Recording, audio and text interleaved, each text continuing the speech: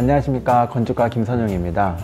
오늘은 좋은 집이 가지고 있는 요소들을 공식화하는 시간을 가져보도록 하겠습니다.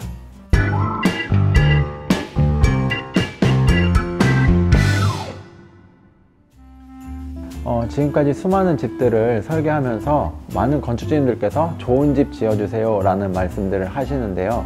그래서 저는 좀 좋은 집이란 어떤 집일까, 되게 주관적이기도 하고 또 많은 사람들마다 좋다라고 생각하는 요소들이 각각 다 다른데 이걸 어떻게 하면 좀 공식화 해볼까 하는 생각을 하면서 좀 철학적으로 접근을 해봤었던 것 같습니다. 그래서 좋은 집, 좀 건축가가 생각하는 좋은 집이란 어떤 집일지 오늘 좀 공유해 드리려고 하는데요. 저는 좋은 집이라는 요소를 세 가지로 먼저 생각을 하게 되는데요. 먼저 첫 번째는 땅을 잘 읽어서 그 땅만이 가지고 있는 특징을 활용한 건축물을 안 치는 것이 바로 첫 번째 좋은 집의 요건이 될 것 같고요. 두 번째는 이 건물 안에서 살아가는 건축주님들의 라이프 스타일이 잘 담긴 집이 바로 두 번째 요소가 될 것 같고요. 마지막으로는 이 땅과 이 건축주님의 라이프 스타일에 담긴 이 디자인을 최대한 심플하고 간결하게 풀어내는 게 가장 좋은 집이 될 수 있는 요소가 아닐까 생각합니다.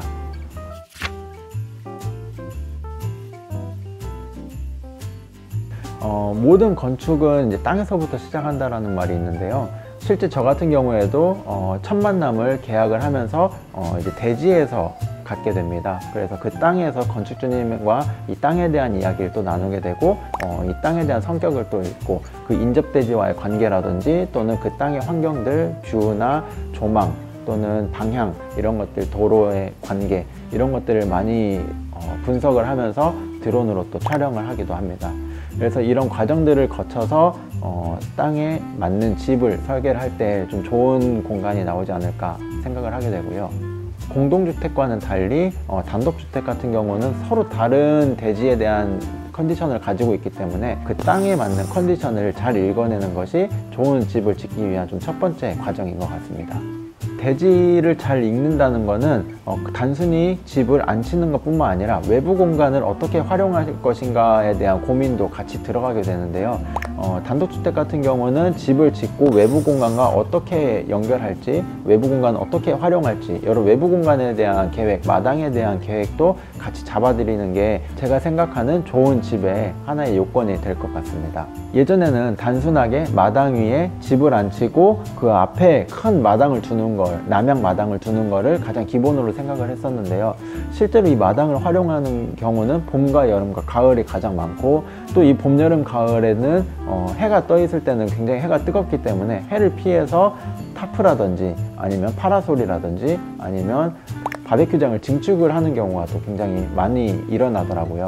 그래서 단순히 이 남쪽으로 마당을 크게 내놓는 것보다는 집을 적절하게 배치를 해서 좀 하루 종일 해가 들어오지 않는 마당도 만들어주고 또는 해를 잘 받는 텃밭도 만들어주고 집에 각 방들을 맞춰서 배치를 하듯이 땅에 대해서도 각 마당의 성격들을 분석을 해서 그 마당의 성격에 맞는 공간들을 같이 배치를 해주는 게 되게 좋은 땅을 잘 읽는 그런 디자인이 아닌가 합니다.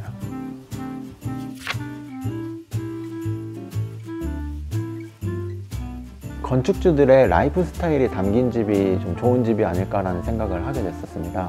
이 라이프 스타일이라는 거는 어떻게 보면 고정적이다기보다는 이 삶의 이런 스타일에 맞춰서 계속 변해가는 이런 스타일의 과정들인데, 이런 과정들이 집이라는 고정적인 요소에 담기려면 이 집도 좀 변화할 수 있어야 한다라는 생각을 하게 됐었던 것 같아요. 그래서 하나의 공간을 하나의 용도로 사용하기보다는 그 때에 맞춰서 다양한 용도로 변화시키면서 내가 쓸 수 있는 공간이면은 아무래도 좀 좋은 집이 아닐까, 좋은 공간이 아닐까라는 생각을 가장 먼저 하게 됐던 것 같아요. 그래서 예를 들면 좀 컨버터블한 공간을 제가 좀 많이 선호하는데요. 슬라이딩 도어나 폴딩 도어를 열었다 닫았다 했을 때 이용자의 환경에 맞춰서 이 공간을 마음대로 변화할 수 있는 공간, 그리고 이런 고정형 내력벽이 아니라 힘을 받지 않는 가벽을 이용해서 공간을 구획하는 방법, 이제 가족 구성원이 또 나중 되면 또 변화하는 경우가 많이 생기기 때문에 이런 가벽들을 또 나중에 철거를 해서 나중에 더 큰 공간을 또 활용할 수 있는 이런 리모델링을 거칠 수 있는 집,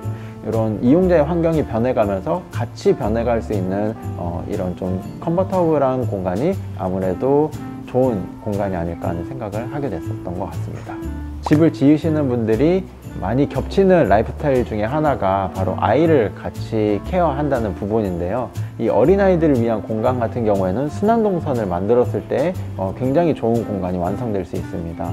아이들은 이제 끊임없이 뛰어다니고 또 놀고 숨바꼭질하고 이런 활동들을 많이 하기 때문에 이런 동선이 막다른 곳에서 끝나는 게 아니라 거기서 계속 문을 열어서 순환할 수 있는 공간을 만들어 준다면 어린아이들 뿐만 아니라 어른들도 가사동선이라든지 또는 동선이 흐르지 않음으로 인해서 공간이 더 넓게 느껴지기도 하고, 또는 그 순환 동선 중에 한 곳을 또 막아서 내가 원하는 대로 분리를 시켜서 사용할 수도 있고, 또는 하나의 공간으로 연결해서 쓸 수 있는 그런 이용자에게 선택권을 줄 수 있는 동선이기 때문에 이런 순환 동선도 많은 분들의 라이프 스타일을 좀 담을 수 있는 그런 건축적인 요소이지 않나 생각을 하게 됐습니다.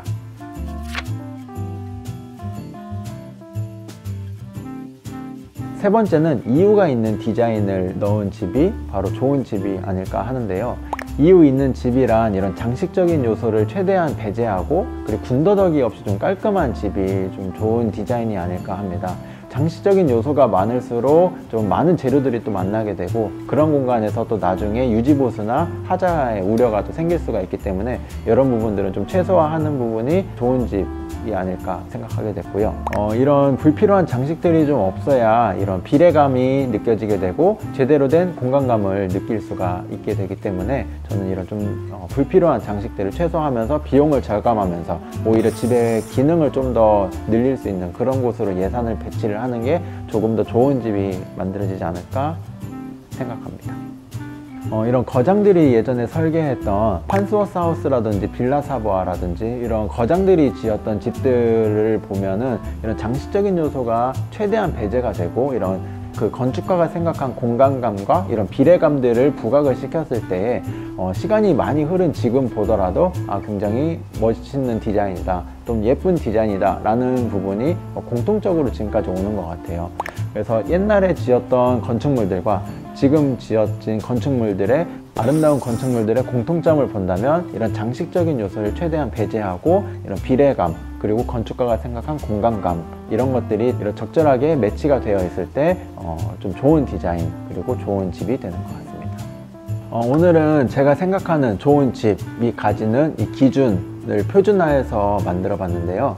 이 세 가지 요소를 모두 만족을 하는 집이라면 정말 누가 보더라도 좋은 집이라는 기준이 될 것 같습니다. 그래서 다음에는 이 세 가지 기준으로 또 다른 다양한 사례들과 또는 제가 지었던 집들을 이 기준에 빗대어서 또 소개해드리는 그런 재밌는 시간을 가져볼까 합니다. 이상 건축가 김선용이었습니다. 감사합니다.